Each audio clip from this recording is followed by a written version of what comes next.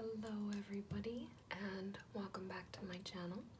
As always, my name is Celine, and it's been a very long time since I posted anything on here. Just a little over a year, I think. Maybe.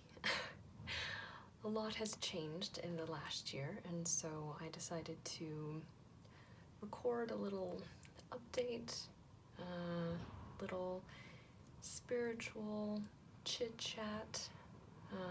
I thought we might pull some tarot cards today because it's actually the night of the full moon in Leo. It is February 16th, 2022, and my star sign is Leo. So this full moon feels like a very special one to me, mostly because I am celebrating it in the country where I actually want to be. Over the last year, I have manifested basically the beginning steps of my biggest dream in terms of my life path. So of course, I cannot really begin this video without saying thank you to Lord Baal, because if it wasn't for him, I most certainly would not be where I am. I am so grateful for all of his guidance, all of his help, and all of his support as I have made a huge change. So essentially, I have moved across the Atlantic. I'm currently in the United Kingdom, and I am back at university, of all places. I really didn't want to go back to university, but it turned out to be the best path for what I wanted to do. My dream has always been to have a little house or cabin on my own land, little vegetable garden, chickens, a cow, maybe some pigs. I've always wanted my own homestead, or over here they call it a small holding. And so I'm currently studying agriculture, and the place where I am is just truly magical. I absolutely adore it here. I live 20 minutes from the beach. I can turn around and there is lush green rolling hills. I'm learning about things that I'm so interested. I have a little bit more independence than I did back home.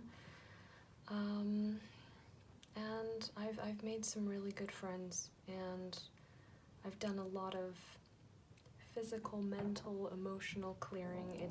It's been good. So, of course, thank you, Lord Baal.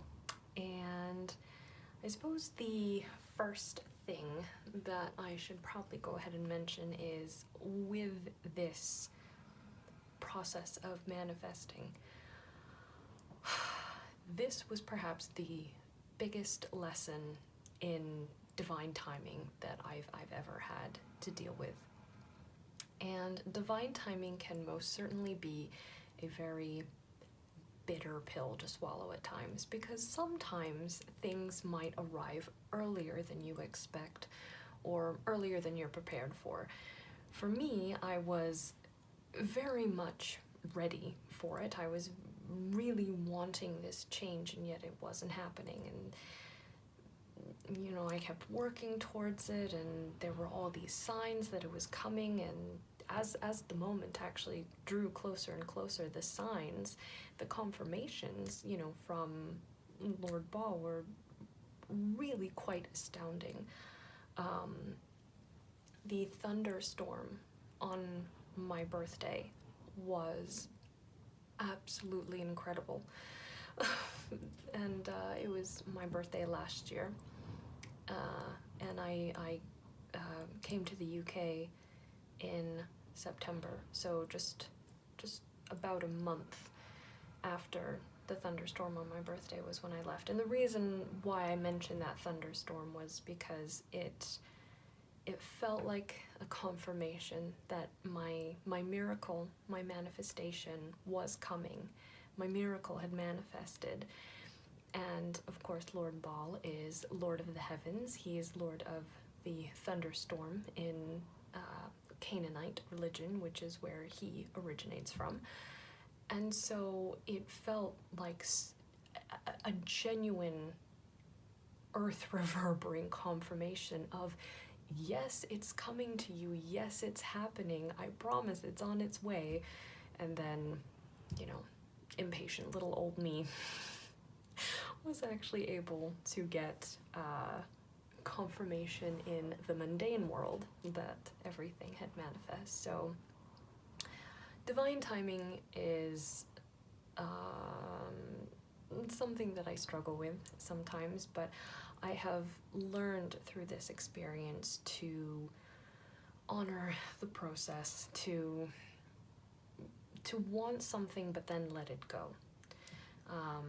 Certainly quite a bit of work with the law of attraction this time around as well. And one lesson that I've really learned over the past year is really the concept of letting go when it comes to law of attraction, to want something, to take inspired action, but to not obsess over it to the point where it winds up getting me stuck, which was definitely a pitfall that I had before. Another thing that I did want to kind of mention real quick was, because I am on this path that I'm on now, one thing that has really kind of struck me throughout the past few months is that rather than being in a state of wanting or necessarily trying to manifest different goals, I'm residing in a state of gratitude more than anything. I mean, of course, I'm working hard on my schoolwork and, you know, trying to put everything I can into getting my degree and enjoying my time, but really, my main state of being is residing in gratitude. And being in this state has genuinely allowed a certain amount of flow into my life. It's much easier to manifest small things, you know, essentially anything that I might really want, it comes to me pretty easily. You know, I'm able to have a better attitude when those around me might not. One thing that I've certainly noticed in my degree especially is a lot of people wind up complaining that the degree isn't what they expected, they wanted this and that, they were happier doing what they were doing before. But as soon as I mention that, you know, being here and studying agriculture is essentially a dream come true for me, that does kind of stop them in their tracks a little bit. And it's not that I say that with any reproachfulness, it's just a case of I look at it from a completely different perspective. They're completely in the right to have the feelings that they do about the degree and just the overall experience of their studies. There's nothing wrong with what they're saying, so I'm not negating it. I'm just coming at it as a different way. And sometimes having someone in your life to remind you of what you should be grateful for can wind up turning things around, or at least shifting your perspective a little bit. That's kind of the spiritual chit-chat that I wanted to have. A little bit of update, I suppose, in terms of the lessons that I've learned. And honestly, I would love to hear about any spiritual lessons that you guys have learned recently. And so for the rest of this video, I just kind of wanted to show you some odds and ends that I found that I think are pretty cool, because of course, like I mentioned, I'm very happy to be in this state of flow currently, and so I just wanted to share some things with you. It's a very cold, blustery night outside, so I thought just a chill, relaxing little video for the rest of this might be good. So I'm gonna put on some of my favorite essential oil. Here, I'll show it to you a little closer. Hopefully that'll focus for you. I think the company name is called Ayu Essential Oils for Healing, and this particular one is a blend of basil, thyme, and lavender, and oh, it's my absolute favorite. I can't get enough of it. So I always like to put it on my pulse points, especially when I'm gonna do any tarot. And I thought that, you know, some chill tarot tonight might be nice. And I know I keep saying the word chill, and it's probably rather cringe-inducing, but what can I say? Also, I know I mentioned that I came from North America, but I'm actually not American. I am Canadian, but my folks live in Arizona, and my brother bought me this for my birthday last year, and I really love the artwork on it, and it turned out to be a perfect little size to carry my essential oils in. Now, I know I shouldn't have this in a Dunkin' Donuts napkin, but I do. This is my Peppermint Essential Oil. I love the smell of this one. It's incredible. Oh, it smells so good. It just instantly reminds me of the candy canes. And the reason I have this one in a napkin is simply because when it was fuller, it used to leak all the time, and it doesn't do it now, which is good, but I always like to have it in here just in case. So I brought these with me just because, you know, I like the peppermint for more intense energy work, anything that needs some invigoration, and then of course this one for more grounding and relaxation. I don't have the rest of my essential oils with me, but I am slowly but surely bringing more things over here with me. I'm currently in university accommodation, so there's only so much I can do, but next year, excuse me, I will be renting a house, which means that I will be able to have my dog with me, and I will be able to bring more stuff. So there's that. Oh, very good. So let's go ahead and get some tarot out here. This is my favorite tarot deck. I've collected quite a few decks at this point, but oops, the Wildwood Tarot by, I think it's Will or Bill Worthington, perhaps. If I'm mistaken, I will go ahead and fix his name in the description below, but I absolutely adore this deck. This was kind of the deck that I was really hoping to work with as soon as I started practicing. And also, yes, my shuffling skills are absolutely abysmal, so I apologize. Sometimes I still need to check the meanings of the tarot cards, though. I know a lot of people don't do that on their channels, but I thought we'll pull a few cards for the full moon, see what the Leo energy is telling us tonight. So I think I've mentioned this before in a previous video, but I'm actually right-handed, but I always shuffle my cards with my left hand because I work the left-hand path in magic, and it's always worked for me. You know, my tarot readings have always been accurate, and, you know, never done me any wrong. So usually I'm the kind of person who waits for the cards to fall out. Actually, I forgot. I always like to flip them this way because then I can't see what the actual faces of the cards are. I'm also somebody who waits for a card to fall out,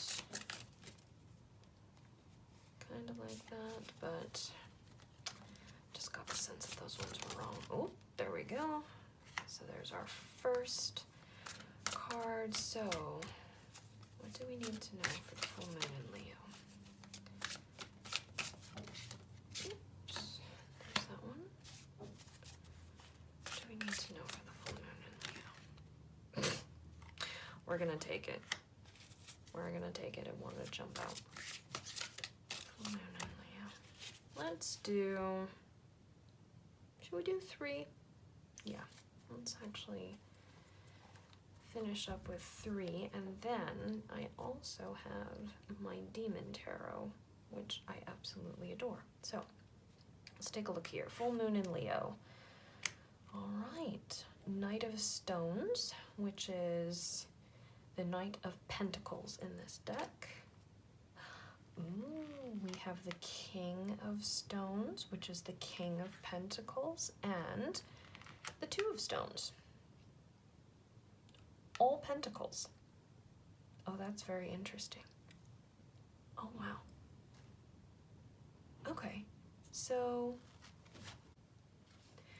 interesting that it's a very material focused reading, which in a lot of ways kind of doesn't surprise me, considering just how Leos are. I mean, if the rings I'm wearing are any indication, and just how I present myself on a daily basis, we are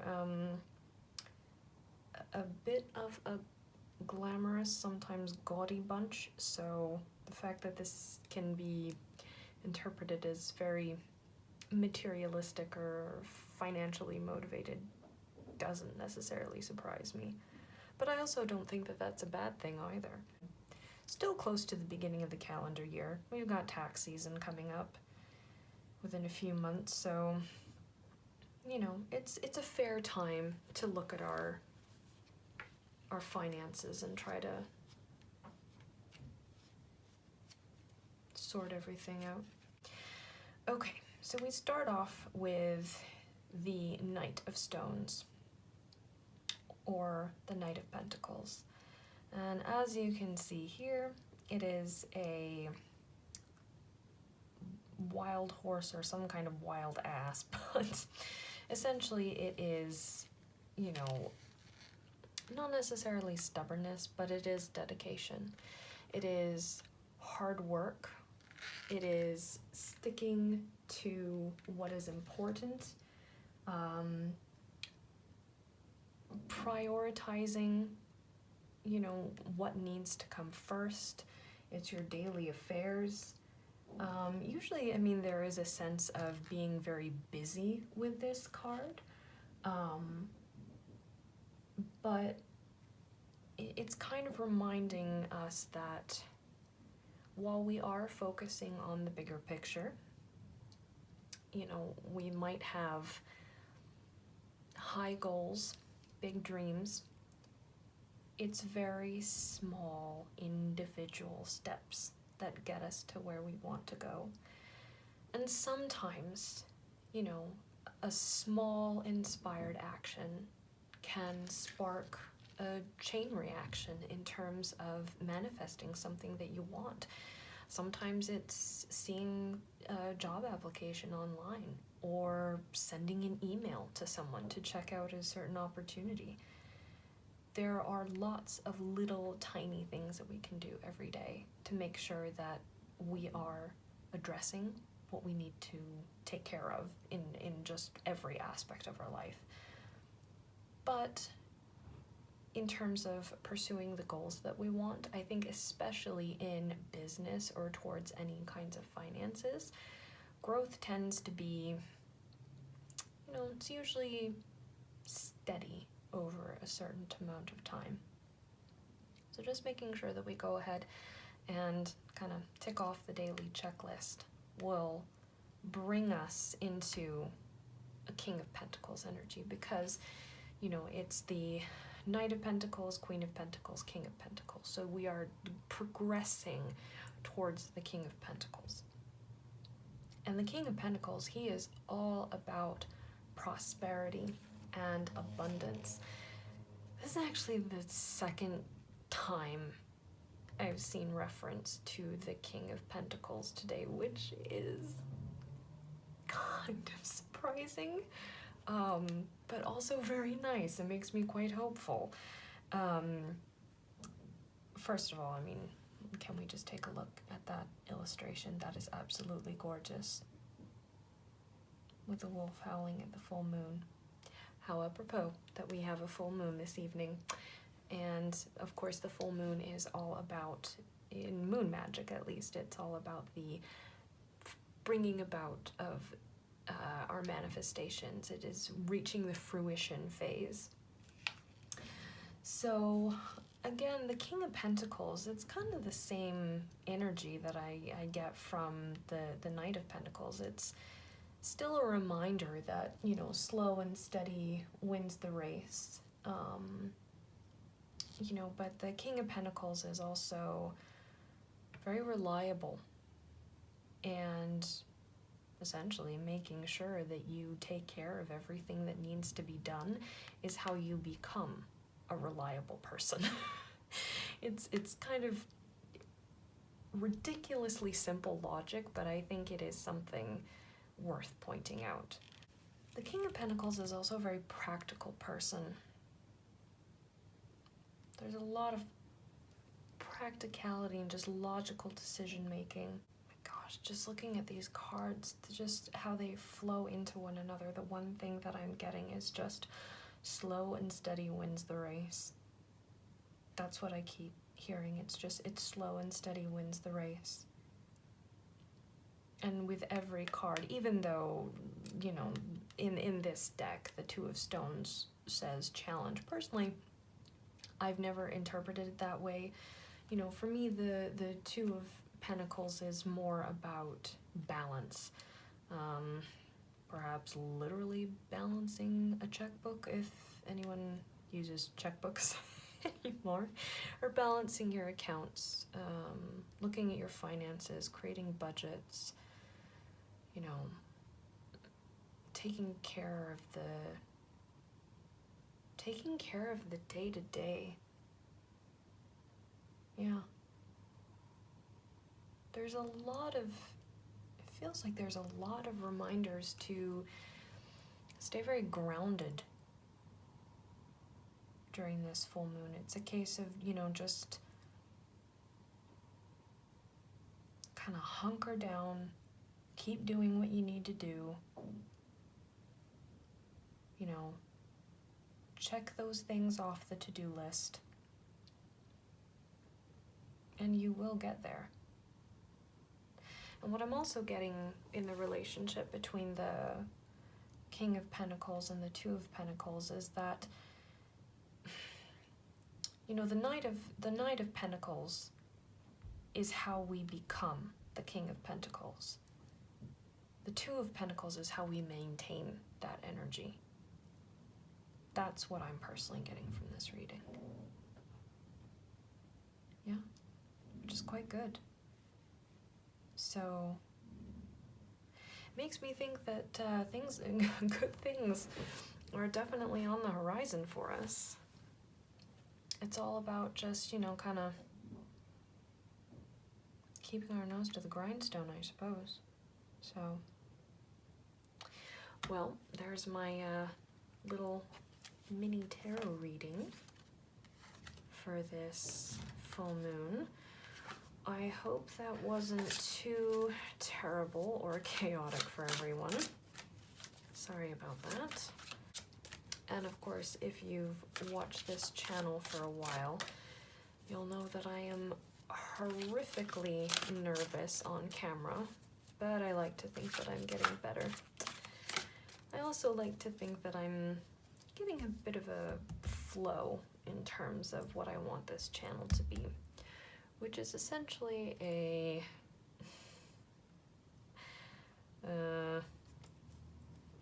amalgamation of anything and everything.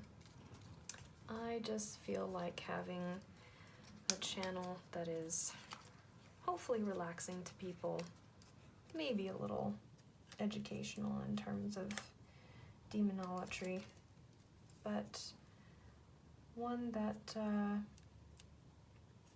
I can just share things with, really.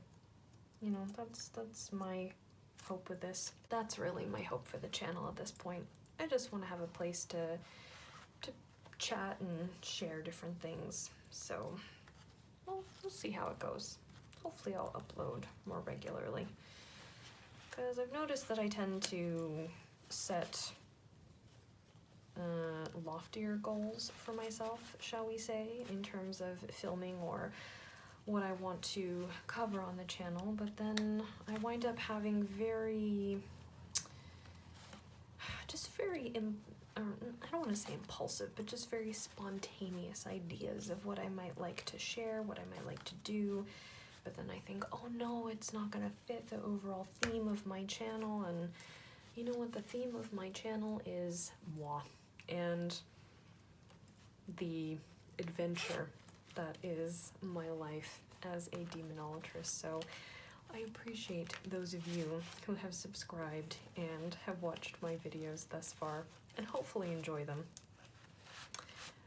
And of course there will always be more demonolatry chat on here, because it is a huge everyday part of my life. So you'll get around that one.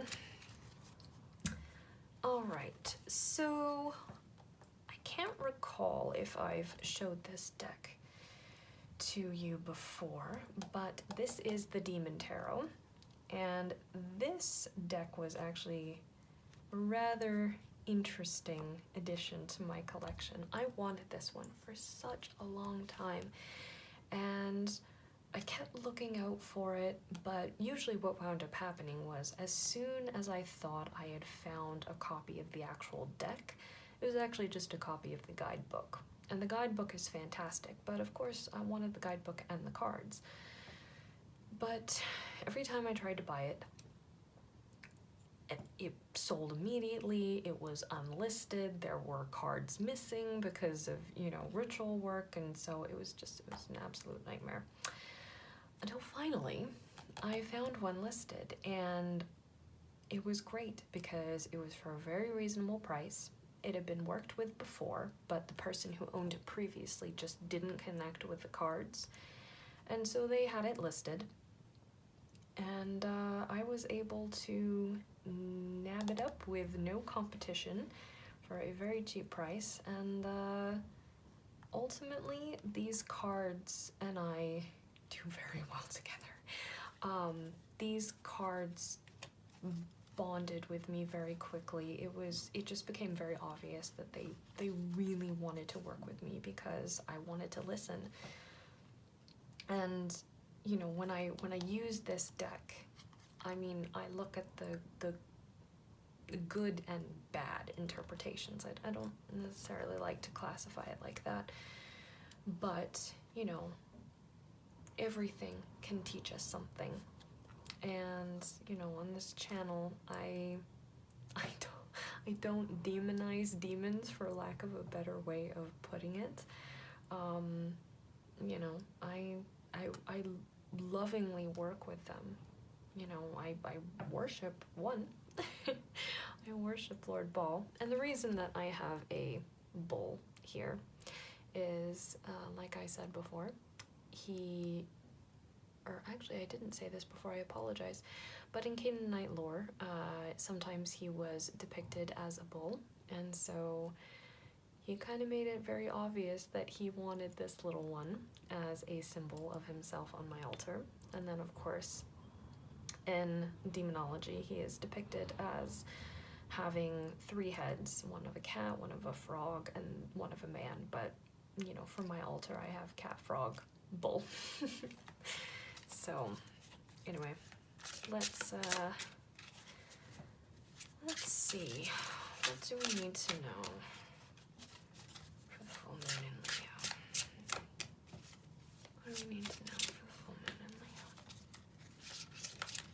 Leo? Whoops. See, now that I've gone touting about how these cards like to work with me, I think they've gone shy. More like it's my abysmal shuffling techniques, but either one. I've also noticed in the past with this deck is the cards like to naturally fall out in sets of 3. I've always found that very interesting. Of course they're not going to do it for me this time.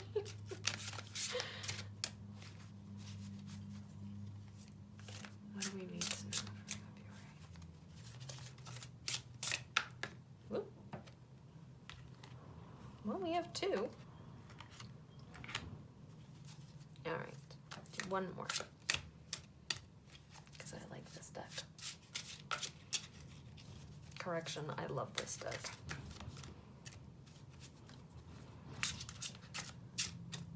And if it takes me forever sometimes to try to get another card, you know, sometimes I'll just take it as a sign of, you know what, the cards that the deck has provided, they're the ones that need to be read. I don't need another one, so give it one more shuffle, I guess.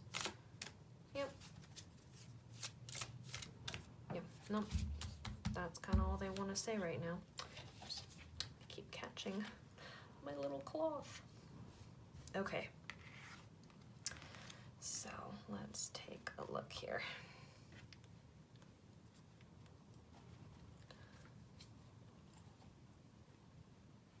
Okay, so from our Demon Tarot, we have Habarim, otherwise known as Ain, and the Witch's Round, which of course isn't actually a demon at all. But if we read down here, it says, the Witch's Round is a ritual dance that often involves leaping, whirling, and spinning wildly around the fire. 3 is a number of power, and the dance is often performed in steps of 3. Personally, my favorite thing about this card is the little tiny frog. Or toad, I suppose. He's absolutely adorable. I love him. Anyway. So, what AIM usually does in terms of demonology, or excuse me, that was a demonology and demonolatry, like, combined in, in my head. I apologize. Usually what happens is he carries a torch, and if you ask him a question, he will answer you honestly and in good humor. But he is also known for this torch and its destructive power. And unfortunately, sometimes the destructive power of that torch will bleed into conversations that he might be having. And so ultimately it's a reminder that, you know, having a sharp, quick wit it can be fun and it can be good, but also remember to play to your audience, so to speak. I don't want to say temper yourself, because it makes it seem like you have to censor yourself. And, you know, for some people, maybe they do need to do that. Other people might need more encouragement to speak up in different circumstances. But for this one, it's just a reminder to be careful of what you say. And I think that's actually a very appropriate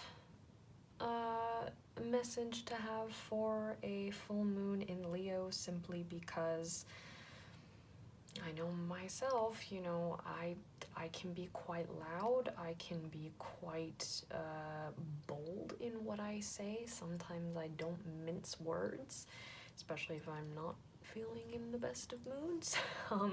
I do my best to be kind to everyone, but there are certain times where my patience is at its limit, and, you know, that's it. I can't stop, I can't hold it back anymore, essentially. And so, because we're in a fire sign right now, you know, fire signs can be a little feisty, but, you know, usually not as bad as an Aries. But we can be, you know, very loud, very bombastic, very... the word roar keeps coming to mind because it's true, we're just loud. And I suppose, you know, there is kind of that connotation of, you know, showing off, I guess, which also ties in a little bit to the Witches Round, because really the Witches Round is encouraging you to find people of your, you know, kind of your soul tribe, your friend group, your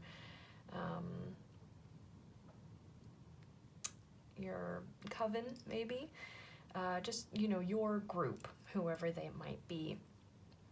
Go out and connect with them, you know, celebrate as best you can in whatever way you can, you know, focus on fostering those relationships with people who, you know, are kind of, I keep wanting to say the phrase like of your own ilk, but I worry that comes across as a very strange way to put it, or rather rude. So, but, you know, look for your soul tribe, look for your kind of people, and focus on having fun with them.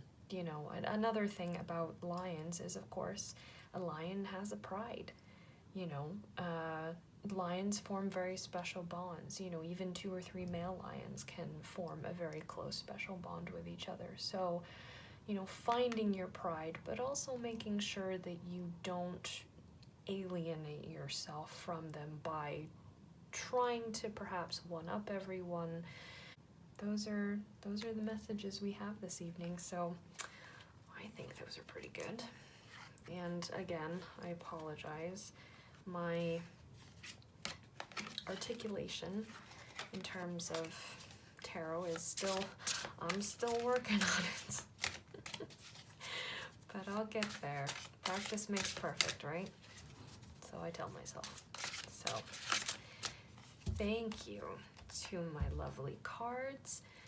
Thank you to Lord Baal. Thank you to Spirit, to my higher self, your higher self, to Lord Satan, and whatever demon you work with, if any at all. Well, I think that's going to end it for this evening, my friends. But thank you so much for joining me. I appreciate you spending your time with me. Happy full moon in Leo. Enjoy the Leo energy. I know I'm certainly going to. I can't help it. But Leo full moons, honestly, they're good. You know, step into your own. And hopefully, you know, as the next month progresses, maybe some of the things that I've mentioned in the tarot will resonate a little bit further. But thank you so much for watching. Enjoy. Have a great evening. As always, Ave Baal, Ave Satanas. Bye for now.